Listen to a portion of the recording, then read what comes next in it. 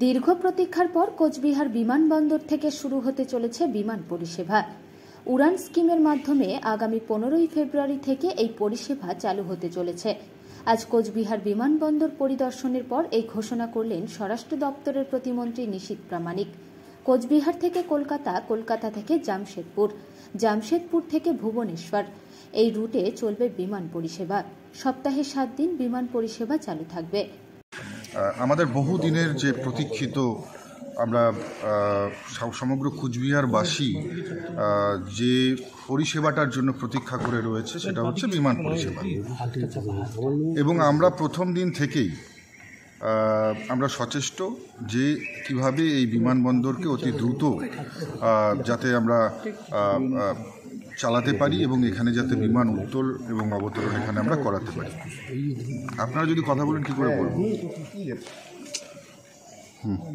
তো স্বাভাবিকভাবেই আপনারা জানেন যে দীর্ঘদিনের প্রয়াসে, দীর্ঘদিনের চেষ্টার পরে কেন্দ্র সরকারের যে উড়ান স্কিম রয়েছে, মাননীয় প্রধানমন্ত্রীর যে স্বপ্নের স্কিম রয়েছে উড়ান স্কিম, সেই স্কিমের আওতায় আমাদের কুচবিহার বিমানবন্দরে আমরা বিমান পরিষেবা শুরু করতে চলেছি।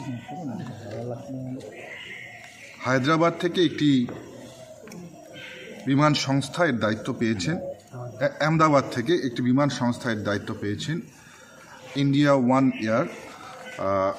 তারা প্রত্যেক দিন একটি করে বিমান এখান থেকে কলকাতা, কলকাতা থেকে জামশেদপুর, জামশেদপুর থেকে ভুবনেশ্বর পর্যন্ত তারা পরিষেবা দেবেন। এবং পরবর্তী সময়ে আমরা এই বিমান পরিষেবা যাতে বিমানের সংখ্যা যাতে আরও বাড়ানো যায় সেই চেষ্টা করব। আপনারা জানেন যে কুচবিহার বিমানবন্দরের রানওয়ে যে সাইজের রয়েছে, যে আয়তনের রয়েছে, তাতে এখানে এটিআর বা বড় মাপের বিমান নামানো সম্ভব নয়। তার জন্য রানওয়েকে এক্সটেন্ড করতে হবে। কিন্তু রানওয়ের ঠিক শেষ মাথায় একটি নদী থাকবার জন্য আপনারা জানেন যে আইনত কোনো নদীকে আমরা বন্ধ করে তার উপর দিয়ে রানওয়ে করতে পারি না। সেই আইনি জটিলতার জন্য কিন্তু আমরা রানওয়েটা এক্সটেনশন করতে পারছি না। কিন্তু আমরা পরবর্তীতে নিশ্চিতভাবে আমরা চেষ্টা করব যাতে এই আইনি জটিলতা কাটিয়ে আমরা রানওয়েকে এক্সটেনশন করে আরও বড় বিমান নামাতে পারি।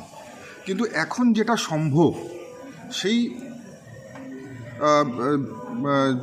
যে ছোট বিমান নামানো সম্ভব, সেই আমরা চেষ্টা করে সচেষ্ট হয়ে আমরা কেন্দ্র সরকারের পক্ষ থেকে আমরা উড়ান স্কিমের আওতায় এই বিমানবন্দরকে নিয়ে এসে বিমান পরিষেবা দেওয়ার জন্য আমরা প্রস্তুত।